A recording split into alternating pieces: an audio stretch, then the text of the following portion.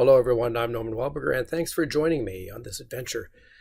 I'm giving you some advice about research mathematics, and we've been talking about the role of maximum number theory. I've been trying to get you to think more broadly about what number theory means, moving towards understanding some of the special orthogonal polynomials like Chebyshev polynomials in a sort of a matrix or maxwell point of view.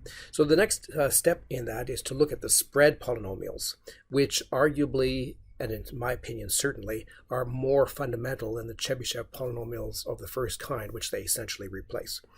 But in order to really make sense of that, I really need to tell you a little bit about the spread polynomials and where they come from. And that's actually quite an involved story, but very interesting and very important. So I'm going to take this opportunity to give you a very brief, but actually reasonably comprehensive introduction to rational trigonometry with a view of introducing the spread polynomials. So rational trigonometry, has a lot of advantages. And it's, I think, really important for you as amateur research mathematicians to move towards understanding rational trigonometry and the key role that plays in terms of understanding the framework of modern geometry. So when we're learning trigonometry in school, there are essentially two triangles that are basically used all the time in various variants. That's these triangles here, okay? This is sometimes called the 1-1 root 2 triangle, or maybe the 45-45-90 triangle. And here's an equilateral triangle. And if you bisect the base here with a line of an altitude, then you get what's often called the 1-2 root 3 triangle, or the 90-60-30 triangle, okay, in terms of angles. So it turns out that modern trigonometry, despite all the hoopla, is actually quite weak computationally. And as a result of that, whenever students in high school or even undergraduate courses are asked to actually make computations in the subject, inevitably, and when I say inevitably, I mean I'm talking about 99% of the time at least, the examples that are given are chosen using these two triangles and putting them in various places. You know, they rotate them around in various sectors to make it look like, you know, there's a variety of examples. But ultimately, students are always end up being asked to calculate cosines or sines or tans of 30 degrees, 45 degrees, or 60 degrees, or some closely allied rotational analog. So it's actually really dramatically surprising how limited this trigonometry really is. And we get a sense of the power of rational trigonometry by looking at what happens to these triangles in rational trigonometry. So there are no more any irrational quantities floating around, neither in terms of lengths like square root of 2, those disappear, and also in terms of angles. So instead of having angles of pi by 4 or pi by 3 involving this infinite decimal pi that we actually are not capable of writing down, okay? So all the quantities that you see here are completely rational. Here there's a quadrances of 1, 1, and 2, spreads of half, half, and 1, and a quadrea of 4. Quadrea is some kind of analog of areas, more or less the squared area times a factor. And over here, quadrances of 1, spreads of 3/4, and quadrea of 3. So the fundamental quantities in rational trigonometry are not distance and angle and area so much as quadrants, spread, and quadrea. All right. So rational trigonometry was developed in 2005, and in my book called Divine Proportions, Rational Trigonometry to Universal Geometry. And it gives a much simpler and more powerful and accurate theory. And the computations run demonstrably faster and can often be full precision. So it's pretty obviously a superior theory. But of course, it's going against just these decades of orthodoxy and vested interest in the status quo. Okay, so it's a big hurdle to climb to try to say, look, guys, there's a really fundamental theory here. We need to replace it with something that's a lot better. Even if that theory is a lot better, it's going to meet a lot of resistance. So what are the benefits? Well, first of all, you move towards universal geometry. So metrical geometry becomes much more general. You can deal with general bilinear forms.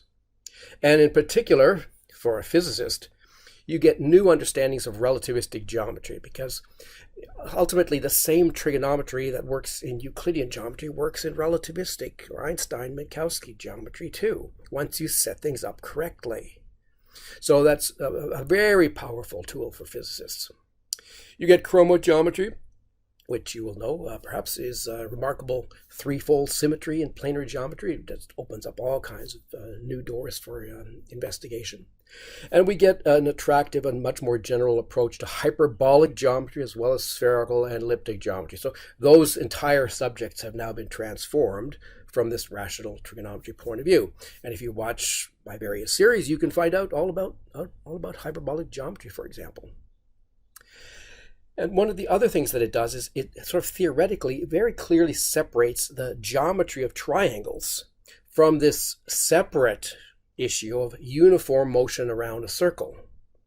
The modern undergraduate student somehow thinks that these two subjects are all part of the same thing, because that's how the subject has been framed. Oh, you've got two lines here. How are we going to measure the separation of those lines? Oh, we're going to draw a circle, and then we're going to think about uniform motion around that circle to measure how far those lines are separated. Okay, so it turns out that we do not have to do that. In fact, you don't really want to do that. And then there's vector trigonometry, which is a variant of rational trigonometry that's especially useful for dynamics and physics. I'll talk about that at some other point. And I think really the killer application is that, we now have the possibility of dramatically simplifying high school maths education.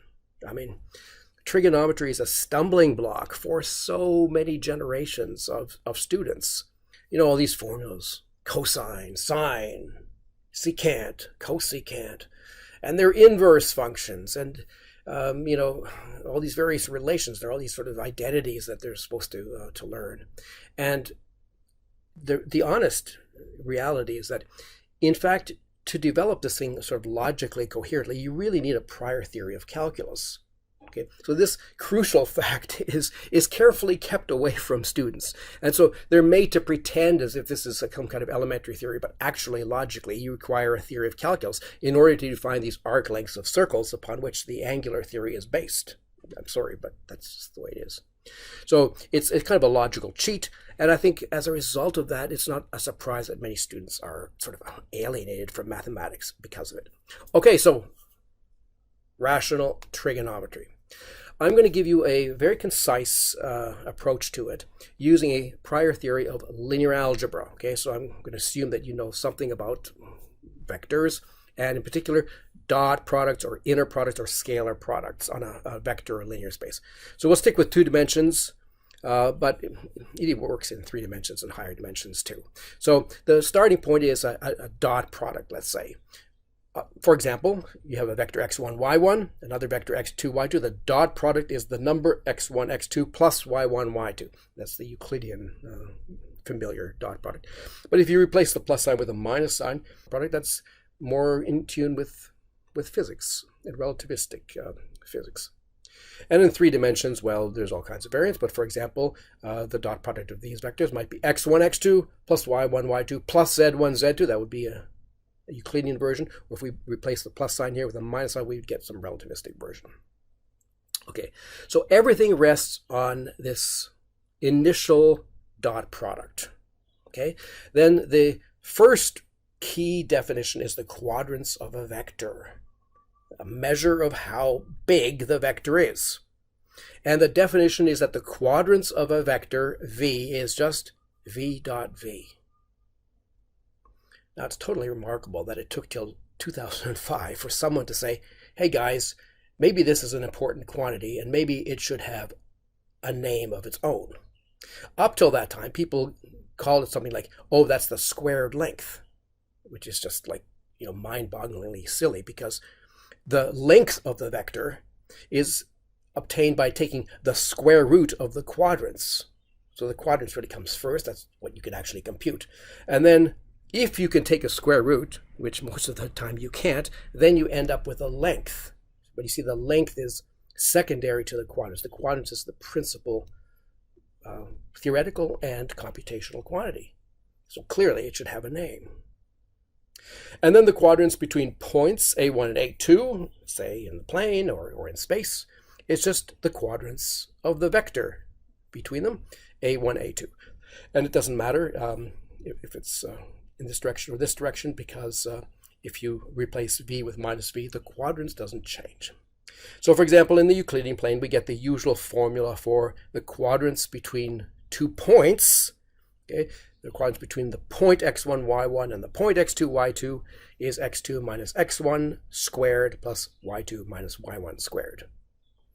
And we are not going to start talking about the square root of that quantity, and so the distance. We're going to follow Euclid, okay, who carefully avoided talking about, in fact, distance and angles in the elements, contrary to the usual idea that Euclidean geometry is based on distance and angle. I mean, that's very far from the truth. Okay, and then there are the two main theorems in geometry, which are in fact also, in my view, the two most important theorems in all of mathematics. The first is Pythagoras' theorem, which concerns 3 points in the plane, A1, A2, A3, and the perpendicularity between these two sides, between A1, A3 and A2, A3. And the statement is that these two sides, or these two lines, are perpendicular precisely when this linear relation amongst the quadrants is satisfied. Q1 plus Q2 equals Q3. The geometrical meaning is that you can think about the quadrants here as the area of the square built on that side. That's the way Euclid would have thought about Pythagoras' theorem. It's an equation about one area plus another area equals a third area. That's the criterion for perpendicularity. And then there's the triple quad formula, which is sort of the sister theorem of Pythagoras' theorem, which says that 3 points, A1, A2, and A3 are collinear, or in vector form, A1, A3 is parallel to A2, A3. Okay, up here it was perpendicular, here it's parallel. Precisely when this condition on the three quadrants is satisfied. So Q1 is the quadrants between A2 and A3, Q3 is the quadrants between A1 and A2, and Q2 is the quadrants between A1 and A3. And the relation is that Q1 plus Q2 plus Q3 squared equals 2 times Q1 squared plus Q2 squared plus Q3 squared.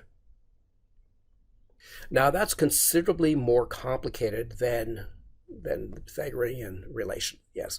And that's why Euclid sort of didn't really find this, although Archimedes would have recognized this after giving it some thought. So he was not far from understanding this.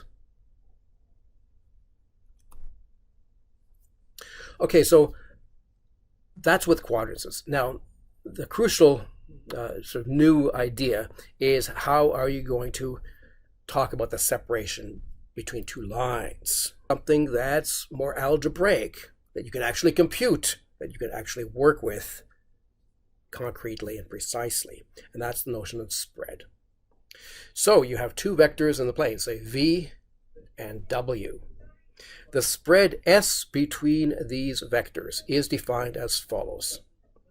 All right, the spread between the vector v and the vector w is 1 minus this quotient v dot w squared on top, quadrants of v, quadrants of w on the bottom.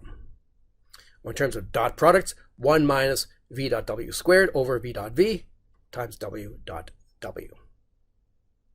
In the Euclidean plane, so when we're working with the usual familiar dot product, then this v dot w, say the vectors are x1, y1 and x2, y2, then the dot product here is x1, x2 plus y1, y2 squared, and the quadrants are x1 squared plus y1 squared, x2 squared plus y2 squared.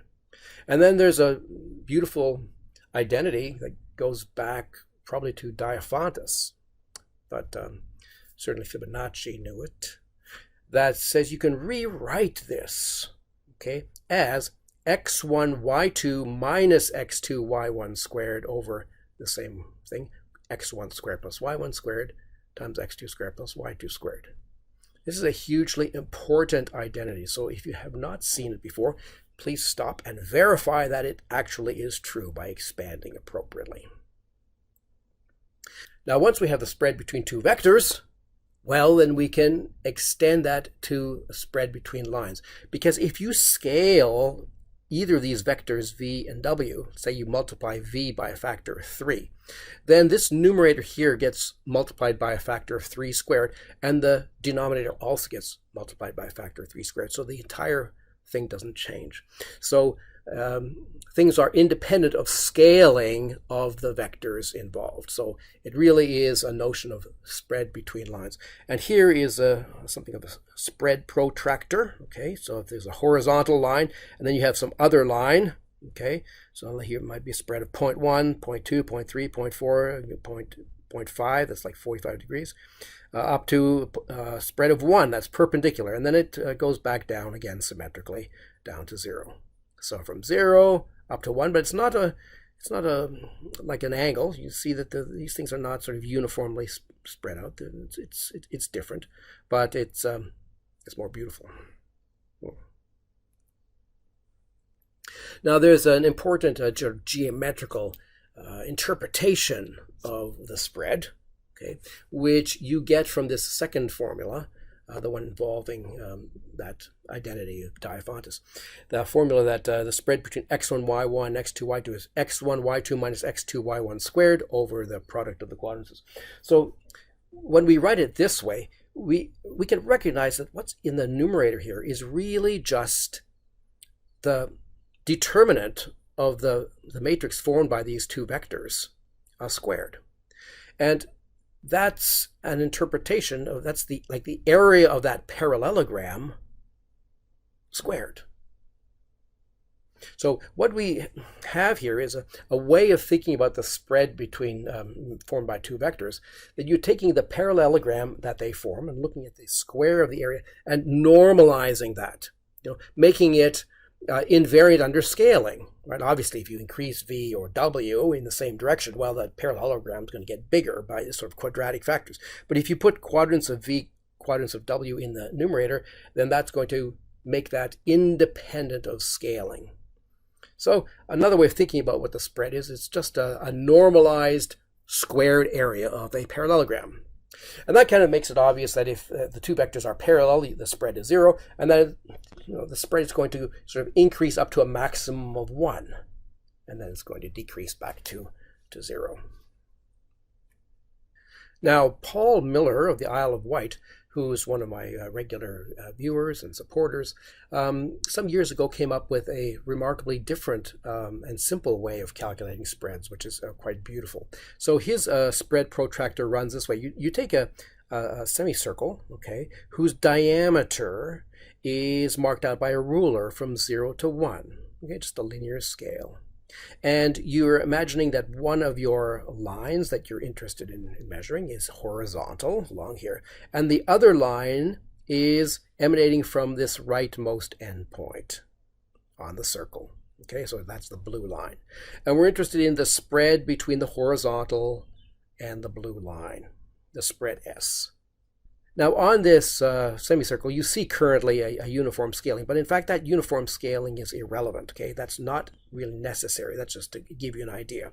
So this blue line will meet the semicircle at some second point. There's one point that it meets, it'll meet it at a second point. And then you take that point of intersection and you just drop a perpendicular down to the base. And then you get a number, because the base is measured from 0 to 1. In this case, that might be something like 0.14. And that is the spread formed by the horizontal and this line here. So notably, this does not require a prior uniform subdivision of the circle. Okay, it does not require that. All it does is require the circle itself and being able to intersect this line with the circle and project down onto this linear scale. So it's much simpler, in fact, to create such a thing than a traditional protractor. Very beautiful. Okay, now there are, aside from the Pythagoras' theorem and the triple quad formula, there are 3 additional laws of affine rational trigonometry. I say affine rational trigonometry because there's also a projective rational trigonometry that's involved in hyperbolic geometry and spherical geometries, and those formulas parallel the ones here but are more complicated. So this is sort of the simple version. We're just in the plane, say, the usual plane, and we're talking about the laws of rational trigonometry. So these laws replace all the formulas, basically, that you learn in a usual trig course. In a usual trig course, you learn that there are 3 side lengths. There are lengths, and you learn there are 3 angles. In fact, in a general triangle, you're not able to calculate any of these things, quite honestly, okay? But nevertheless, you learn that there's various relationships between them, which are given by these transcendental functions, which you actually also cannot compute exactly. So everything is sort of working in some mysterious, approximate computational universe. Here, we're talking about precise computation, where our computations actually run and they actually finish, and you get an output that you can actually check. Okay, here are the 3 laws. They're the cross law, the spread law, and the triple spread formula. And once you have these 3 laws, then you have rational trigonometry. There's that's it in terms of the fundamental formulas. There are many additional things that you can investigate, but these are the basic laws. So we have our triangle. Okay, it has quadrances Q1, Q2, Q3, sort of opposite the points A1, A2, and A3. And we have the spreads at each of the vertices, S1, S2, S3, as indicated. And here's my little symbol for a quadrant, a little rectangle along the line. And the symbol for a spread is a line instead of like a circular arc, because there's nothing circular about this. Okay, so we want to know some relationships between these 6 quantities.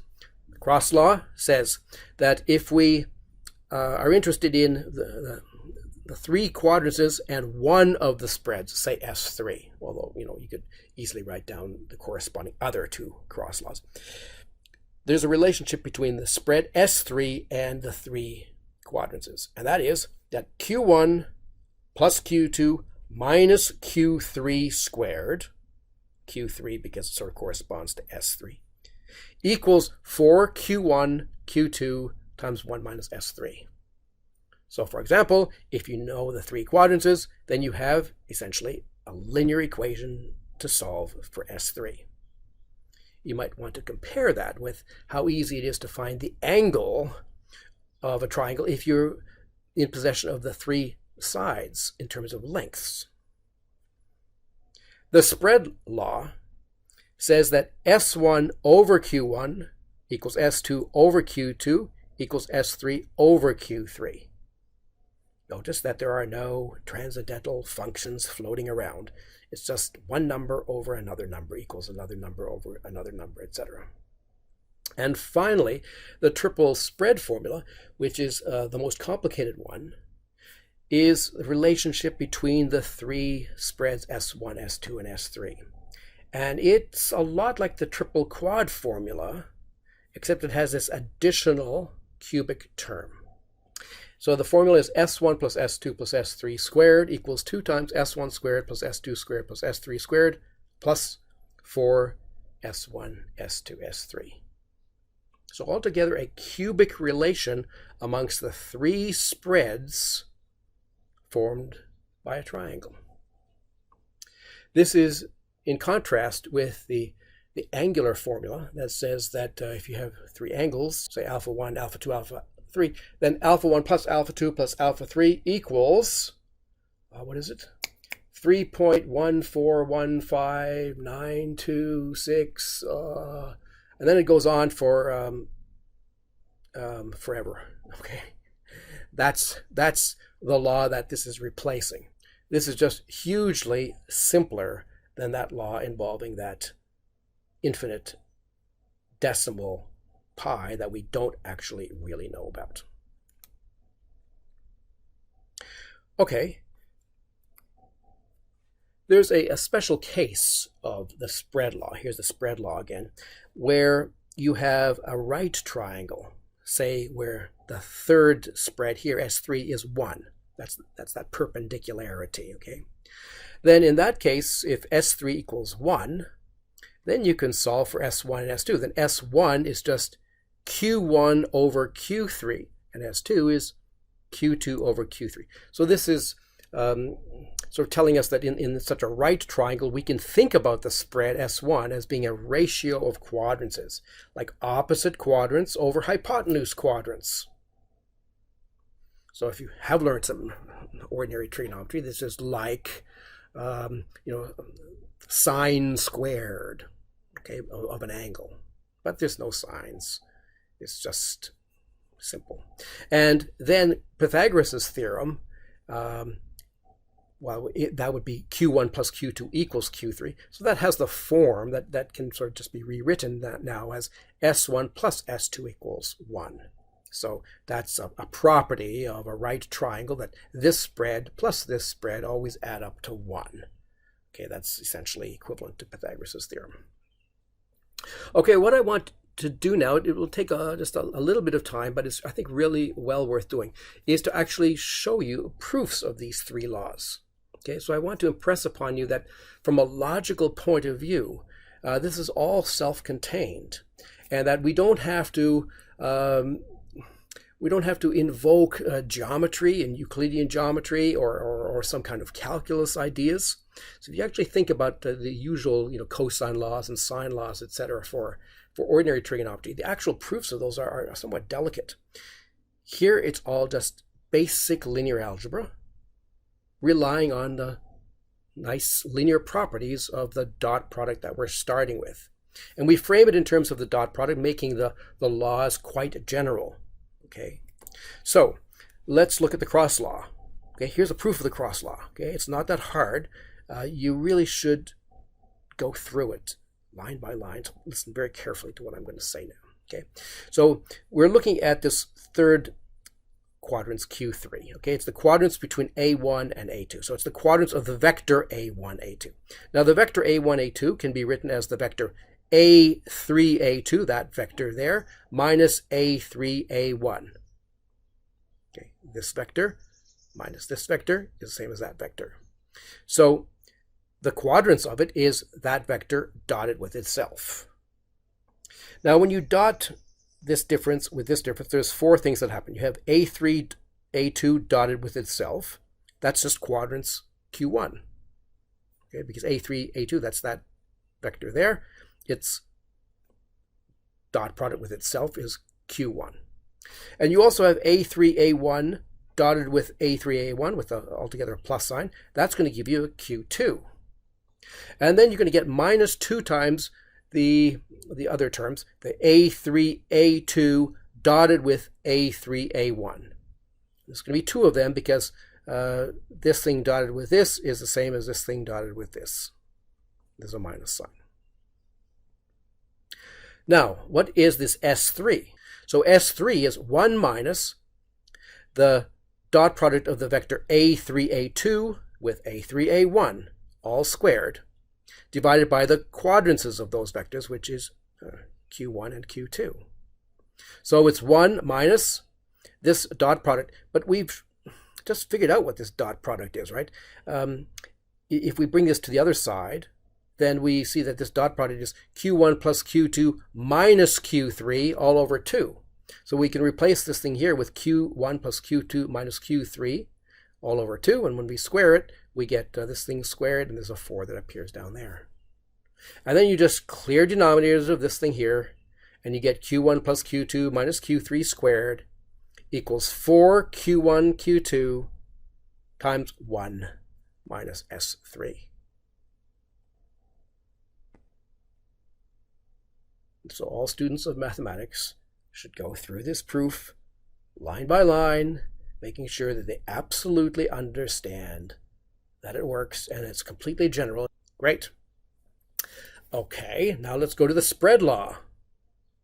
Okay, so the same triangle. We've just established this cross law. Right here it is right here. So we can just rewrite this as 4q1, q2, s3. Just bring that to the other side and bring all the other stuff to the other side. So we have a 4q1, q2 here, and then minus this term here, q1 plus q2 minus q3 squared. And then it's an identity that this difference here can be written as q1 plus q2 plus q3 squared minus 2 times q1 squared plus q2 squared plus q3 squared. Now, that's something that you should recognize. That's just the difference between the right and left-hand side of the triple quad formula. So if the points are collinear, then we know that this quantity is 0.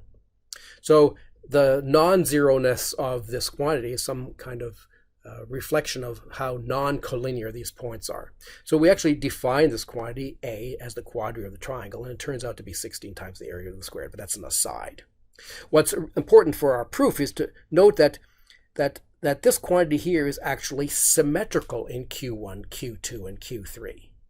It's symmetrical. So although we calculated it, from the point of view of S3, we're going to necessarily get the same thing if we calculate it from the point of view of S2 or S1. So we get this relation that this quantity 4q1 q2 s3 equals 4q1 q3 s2 equals 4q2 q3 s1. And then if we divide everything here by 4q1 q2 q3, then we get the relation that we want, that s1 over q1 equals s2 over q2 equals s3 over q3.